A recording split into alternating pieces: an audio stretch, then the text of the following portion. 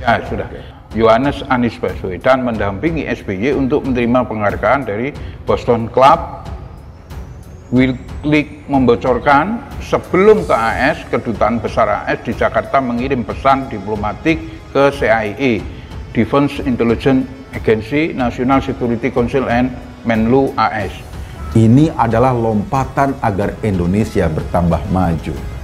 Kita sedang bertempur dengan Eropa, sementara lo tahu, saat ini, kemarin, Anies sedang keliling Eropa bertemu dengan pengusaha-pengusaha bule di sana. Yang kedua, apa isi pesan tersebut? Dalam file berkategori sensitif but unclassified atau SBU ditulis di situ, Kedubes AS di Jakarta melaporkan tentang profil Anies Baswedan dalam quote-unquote teman AS. Mungkin tidak banyak orang tahu apa itu Boston Club. Kalau Anda mau riset lebih dalam lagi di Google, pasti akan ketahuan. Secara tipologi, Anies apapun bisa dilakukan asal ia bisa menjadi presiden. Mungkin melobi para pengusaha-pengusaha Eropa yang dirugikan dengan kebijakan hilirisasi nikel juga bisa dia lakukan. Dan ia selalu mau jadi penantang dengan ide-ide yang justru tidak masuk akal.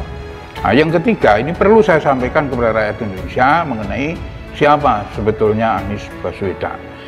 Boston Club itu adalah think tank pembaruan AS dalam rangka New World Order era, dibiayai konglomerasi Yahudi, salah satunya Rothschild, Mitra, Hasim, Joyo Hadikussumo, dan Carl Icahn. Pemegang saham utama Freeport McMoran, Boston Club adalah klub sosial yang paling bergengsi di AS. Anies mengumumkan dia diangkat menjadi salah seorang founding member of International Advisory Board at the Institute of ASEAN Studies at the University of Oxford. Tetapi memang sudah dipersiapkan AS sejak lama. Ia adalah salah satu alumni dari program AFS, American Field Service. Ya, artinya sejak SMA memang sudah qualified dalam program binaan antar bangsa Amerika Serikat, AS. Oxford adalah kampus bereputasi di dunia. Jadi kalau sekarang Anies diangkat sebagai salah seorang anggota Dewan Penasehat untuk lembaga kajian ASEAN di sana, ini dibayangkan sebagai sangat luar biasa. Nah, mereka akan menghancurkan Indonesia dan akan mengambil sumber daya alam kita dengan cara yang sama, dengan cara mengadu domba.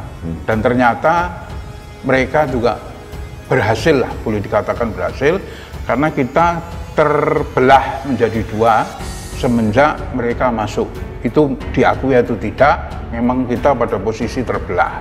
Soal hilirisasi nikel misalnya, sudah ada bukti dengan kebijakan itu ekspor nikel kita naik 100 kali lipat. Bukan nikelnya tambah banyak, tetapi nilai ekspornya. Tapi kan Eropa menentangnya. Nah, kita akan dibegitukan ini 2024. Untuk itu saya minta kepada masyarakat Indonesia untuk lebih berhati-hati dalam memilih pemimpin pengganti dari Jokowi di 2024. Harus berhati-hati. Kenapa?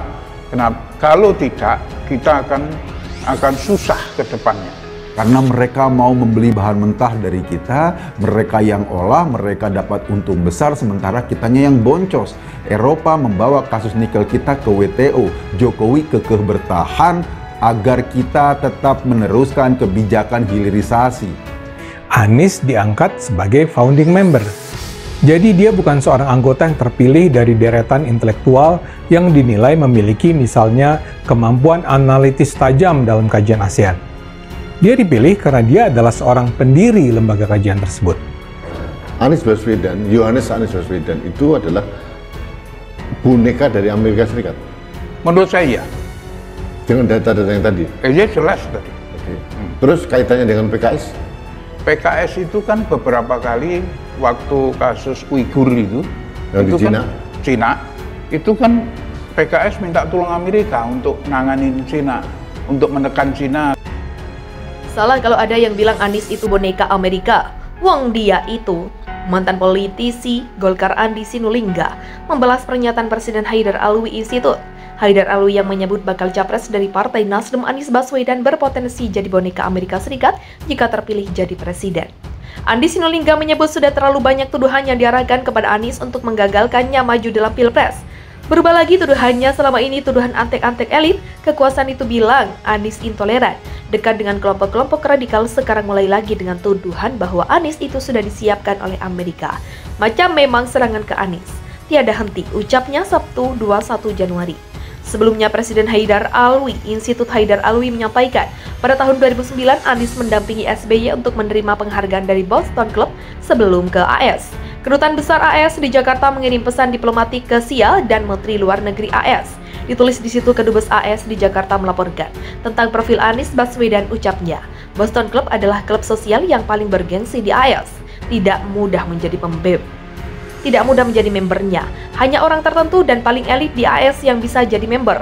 Mereka adalah para politisi, pengacara atau pengusaha papan atas. Menurutnya, akses Anies ke Boston Club tentu tidak datang begitu saja. Itu bukan karena koneksinya dengan elit politik, tapi memang sudah dipersiapkan AS sejak lama. Lanjut, dia menjelaskan Anies adalah salah satu alumni dari program AFS, America Yield Service, yaitu pertukaran pelajar antara bangsa dan tinggal selama setahun di milik Amerika Serikat. Dari GM mendapat beasiswa dari Aminef untuk melanjutkan kuliah masternya di bidang keamanan internasional dan kebijakan ekonomi. Dia menyebut Anies sejak SMA memang sudah dalam program binaan antar bangsa Amerika Serikat.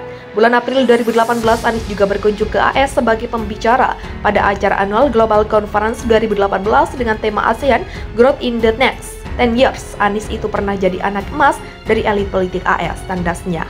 Lanjut kata dia, tahun ini pengaruh AS semakin besar terhadap Indonesia. Tanda semakin akomodatifnya Indonesia terhadap politisasi agama. Karena itu terkesan pemerintah kurang greget memberantas politisasi agama.